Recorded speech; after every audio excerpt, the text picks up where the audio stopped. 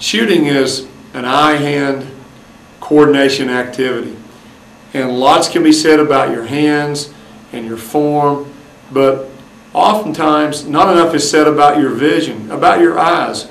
Oh yeah, you can be told to look at the target, but does that mean the backboard? Does that mean the goal? There's 18 inches there. Why not shoot for the bullseye? Now the reason I want you to shoot for the bullseye is the same reason an archer aims for the bullseye. He wants to shoot that arrow at that very tiny target in the center, knowing that he's probably going to miss a little bit, but if he does, he's still going to be somewhere near the center of this big, huge target. If I'm shooting for this entire 18-inch goal, that's my target, that's what I'm aiming at, and I miss my target, I've missed my shot. But if I've trained my eyes to focus on that tiny bullseye, right in the dead center, that very, very tiny mark, I'm probably going to miss. But if I do, I could miss 4.5 inches off of my target, my bullseye, and still have a swish. So where's your target, your bullseye? Well, it's in the dead center of the rim from wherever you are. If you're straight on the way the camera is right now, it's right on the dead center front of the rim. But if you're a few feet to the left, then your bullseye has moved a little to the left and is here. In the first chapter, we talked about hand position, feet position, where to set the ball vertically. But we haven't talked about where to set the ball horizontally. And I've seen some great shooters that bring the ball up this side, that bring the ball up the middle. That shot line, where the ball comes up, that's determined by which eye you aim with. Most players have a dominant eye that they aim with. You can determine that by forming a hole with two hands, keep both eyes open, and focus on your target. As you can tell, even though I'm right-handed, I'm left-eyed, while Scott is right-eyed. Whichever eye you use to see the target between your hands is the eye you aim with. If I'm right-handed and right-eyed, my shot line is on my right eye. I want the ball to travel up that shot line, or as close to it as possible, up that shot line when I take my shot. If I'm right-handed and left-eyed, my shot line is over here. I want the ball at least as close to my shot line as possible. Now that's a matter of moving the ball from here to here, traveling up the center of the body. It's a matter of a difference between this and this. You say, that's only a few inches. Makes and misses are a matter of a few inches.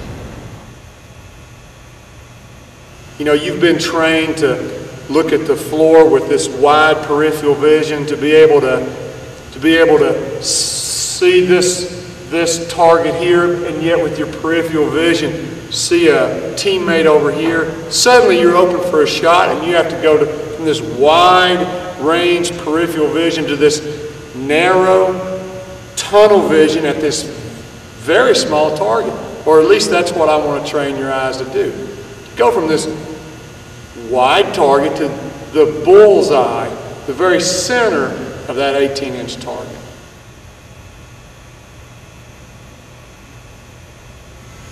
The first way to train your eyes is to locate the goal as early as possible. Many players don't actually locate the target until they've picked the ball up and they're in the process of shooting, then they'll locate the goal.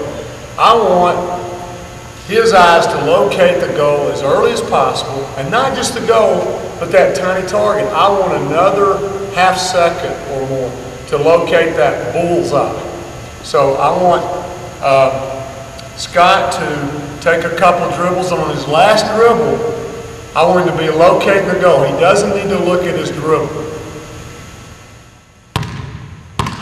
The longer your eyes are on the target, the greater your accuracy.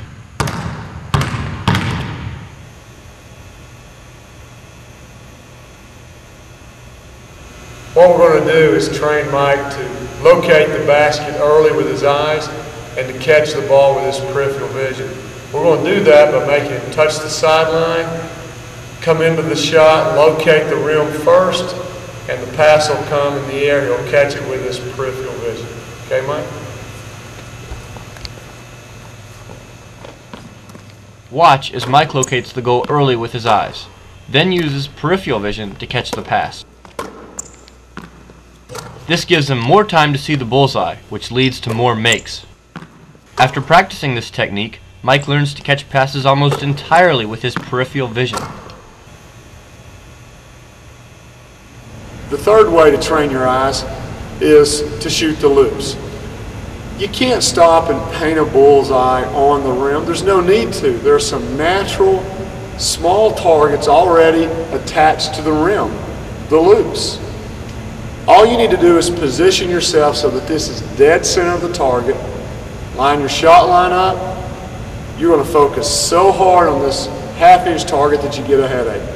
You're going to keep your eyes on it from the beginning of your shot to the finish. Don't take your eyes off it. Don't follow the ball in flight. Keep your eyes on that until the ball goes through the hoop. You can catch one of these rungs from almost any angle. Let's say that you've moved over here. There's still a rung that you can find dead center of the goal, like this one. Watch as Scott positions himself so that his shot line is lined up with the loop on the rim. This technique is strictly for training. Scott is learning to quickly find a target and then focus on it. Standard rims have 7 loops that face in bounds, so there are 7 different spots from which you can train your eyes.